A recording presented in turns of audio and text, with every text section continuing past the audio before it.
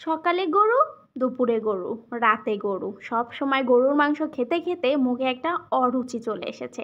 ঈদের পরে যে এই রেসিপিটা মুখে একটা স্বাদ এনে দিল, আর এক প্লেট ভাত তৃপ্তি করে খেতে পারলাম। আসসালামু আলাইকুম আমার কলিজার ভাই বোনেরা, তোমরা সবাই কেমন আছো? আল্লাহর রহমতে আমি অনেক ভালো আছি। আবার চলে আসলাম মৌ ব্লগের নতুন একটা ভিডিওতে, নতুন একটা রেসিপির সাথে। আজকে এক প্লেট ভাত যাতে তৃপ্তি করে খেতে পারো সেই রেসিপিটাই শেয়ার করব। এখানে এই রেসিপিটার জন্য আমি একটা নিয়ে নিয়েছি বড় সাইজের বেগুন আর একটা আলু। এর সাথে তো আমার ছোটো মাছ অবশ্যই যাবে। আর এখানে প্রথমে এগুলোকে আমি ছোট ছোট করে পিসেস করে নিয়েছি, দেখতেই পাচ্ছ একেবারে কুচি করে নিয়েছি। সাথে যাচ্ছে মলা মাছ, একেবারে নদীর মলা মাছ। এগুলো আমার গ্রাম থেকে আনা মলা মাছগুলো, শহর থেকে না, এই জন্য একেবারে নদীর মলা মাছ। এই মলা মাছগুলোকে লবণ হলুদ মেখে নিয়েছি। প্রথমে আমি মলা মাছগুলোকে খুব ভালো করে ভেজে নেব, একেবারে ভেজে নেব। আমি একটু মাছ কড়া ভাজি খেতে পছন্দ করি, তোমরা সবাই জানো। এজন্য আমি মাছগুলোকে খুব লাল লাল করে ভেজে তুলে নিচ্ছি। মাছগুলোকে কিন্তু অনেকটা লাল করে নিয়েছি। এবার মাছগুলোকে আমি নামিয়ে নিচ্ছি। মাছগুলো নামানো হয়ে গেলে আমি এই কড়াইতেই কিন্তু পুরো রান্নাটা শেষ করে দিব। তোমরা কিন্তু চাইলে এখানে সরিষার তেলে রান্না করতে পারো, আমি সাদা তেলেই রান্না করেছি। আমি সেই কড়াইতেই এখানে দিয়ে দিব জাস্ট জিরার ফোড়ন। জিরার ফোড়ন দেওয়ার পরে সেখানে পেঁয়াজটা ভেজে নিয়ে রসুনটা খুব ভালো করে কষিয়ে নেব। রসুনটা কষানো হয়ে গেলে এ পর্যায়ে আমি এখানে দিয়ে দেব বাকি মশলাগুলো।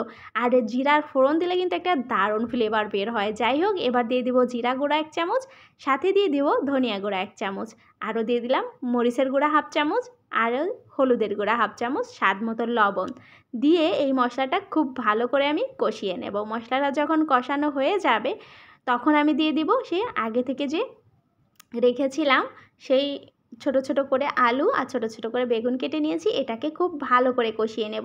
এই রান্নাটা কিন্তু আমি একেবারেই তেল মানে পানি ছাড়া করব, একটুও বেশি একটা পানি দিব না।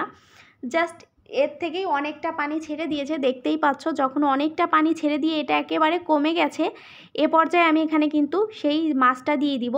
মাছটা দিয়ে জাস্ট এটা কিন্তু ঢেকে দিলেই একেবারে নরম হয়ে যাবে। মাছটা দেওয়ার পর সেখানে কাঁচামরিচ কুচি, আরও দিয়ে দিব ধনিয়া পাতা কুচি, দিয়ে একেবারে এটাকে ঢেকে দিয়ে রাখলেই হয়ে যাবে। আর একটু টমেটো কুচি দিয়ে দিলাম। আর টমেটো কুচি তো অবশ্যই ছোটো মাছের সাথে অনেক দারুণ একটু যায়। টমেটো কুচি, ধনিয়া পাতা কুচি, কাঁচামরিচ কুচি দিয়ে জাস্ট নাড়িয়ে চাড়িয়ে এটা ঢাকা দিয়ে রেখে দিলেই আমার ছোটো মাছের তরকারিটা রেডি। জাস্ট গরম ভাতের সাথে সার্ভ করলেই হয়ে যাচ্ছে। আর এটা কিন্তু গরম গরম ভাতের সাথে খেতে যে কি দারুণ, তোমরা না খেলে বুঝতে পারবা না। আর এই ঈদের পরে এটা দিয়ে এই এক প্লেট ভাত খেয়ে যে আমি কি তৃপ্তি পেয়েছি এটা তোমাদের বলে বোঝাতে পারবো না। নামানোর আগে 1/2 চা চামচ গরম মশলা গুঁড়া দিয়ে আমি নামিয়ে নিচ্ছি। এই তো হয়ে গেছে।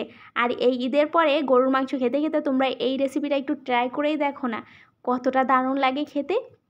এই তো হয়ে গেছে, আর আমি গরম গরম ভাতের সাথে সার্ভ করে দিয়েছি। সবাই ভালো থাকবা। আর আমার ভিডিওগুলো যদি ভালো লেগে থাকে অবশ্যই লাইক কমেন্ট শেয়ার করে আমার পাশে থাকবা।